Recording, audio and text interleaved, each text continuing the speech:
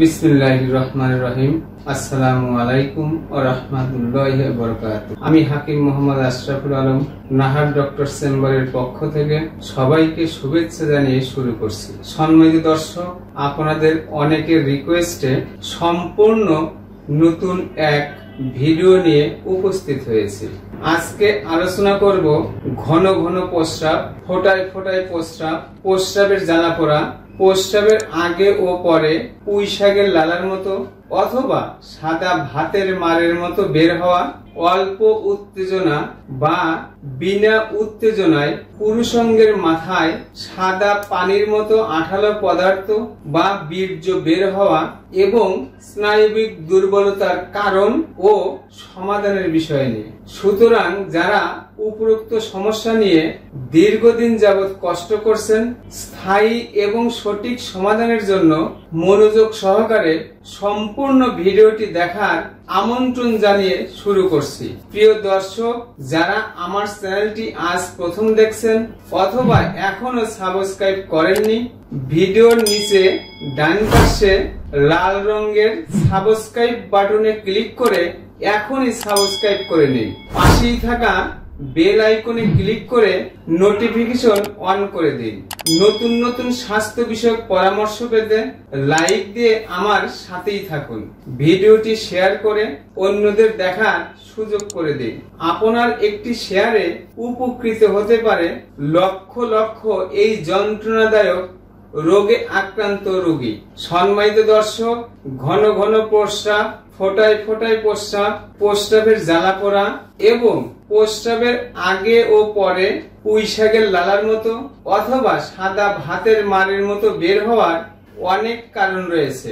যেমন দীর্ঘ সময় প্রস্রাব পায়খানার চাপ ধরে রাখা, পুরুষ মানুষের প্রোস্টেট গ্ল্যান্ড বড় হয়ে যাওয়া, ইউরিনারি ব্লাডারের কোনো ত্রুটি হওয়া, অতিরিক্ত হস্তমৈথুন, হরমোন বৃদ্ধির ইনজেকশন বা ঔষধ সেবন, মানসিক চাপ এবং পেটের নানা রকম রোগ সহ ইত্যাদি কারণে হতে পারে উপরোক্ত সমস্যা। তো যাদের প্রস্রাব করার পরেও মনে হয় প্রস্রাব রয়ে গেছে, ঘন ঘন প্রস্রাব হয়, ফোটায় ফোটায় প্রস্রাব হয়, প্রস্রাবে জ্বালা পোড়া হয়, বসে প্রস্রাব করলে প্রস্রাব পরিষ্কার হয় না, দাঁড়িয়ে প্রস্রাব করতে হয়, রাত্রে বারবার প্রস্রাবের বেগ হয়, প্রস্রাবের আগে ও পরে পুঁই শাকের লালার মতো বা সাদা ভাতের মারের মতো বের হয়, অল্প উত্তেজনা বা বিনা উত্তেজনায় পুরুষাঙ্গের মাথায় পানির মতো আঠালো পদার্থ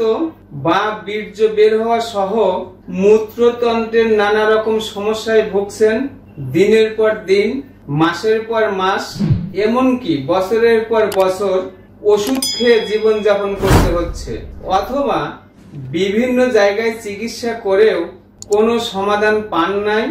আমার দীর্ঘদিনের চিকিৎসা পেশার বাস্তব অভিজ্ঞতা থেকে আপনাদের বলছি, সোফোপ ট্রাইবুলাস এবং সোফোপ রেসানুল সেবনে সামান্য কিছুদিনের মধ্যেই উপরোক্ত সমস্যাগুলো নিরাময় তো হবেই, সেই সাথে অতিরিক্ত স্বপ্নদোষ, দ্রুত বীর্যপাত, লিঙ্গ উত্থান অক্ষমতা ও স্নায়বিক দুর্বলতা স্থায়ীভাবে নিরাময় হওয়া সম্ভব ইনশাআল্লাহ।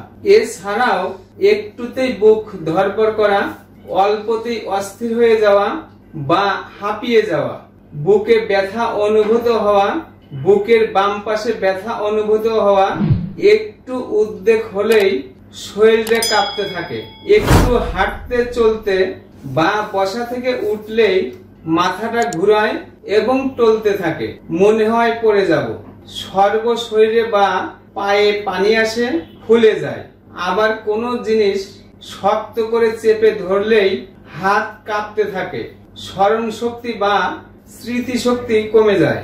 তাদের ক্ষেত্রে 1 চা চামচ সোফোপ ট্রাইবুলাস এবং সোফোপ রেসানুল সকালে ও রাত্রে সামান্য কিছুদিন সেবনে উক্ত সমস্যা থেকে মুক্তি পাওয়া সম্ভব ইনশাআল্লাহ। জটিলতা, সঠিক সময়ে রোগের সঠিক চিকিৎসা না হলে বা চিকিৎসায় ফলপ্রসূ না হলে মারাত্মক জটিলতা দেখা দিতে পারে। সম্মানিত সুধী, আপনাদের জীবন আনন্দময় করে তুলতে, নতুন নতুন স্বাস্থ্য বিষয়ক পরামর্শ পেতে আমার চ্যানেলটি এখনই সাবস্ক্রাইব করে নিন। লাইক দিয়ে আমার সাথেই থাকুন, ভিডিওটি শেয়ার করে অন্যদের দেখার সুযোগ করে দিন। আমার কথাগুলো কোথাও বুঝতে অসুবিধা হলে অথবা বিস্তারিত জানতে কমেন্ট করুন।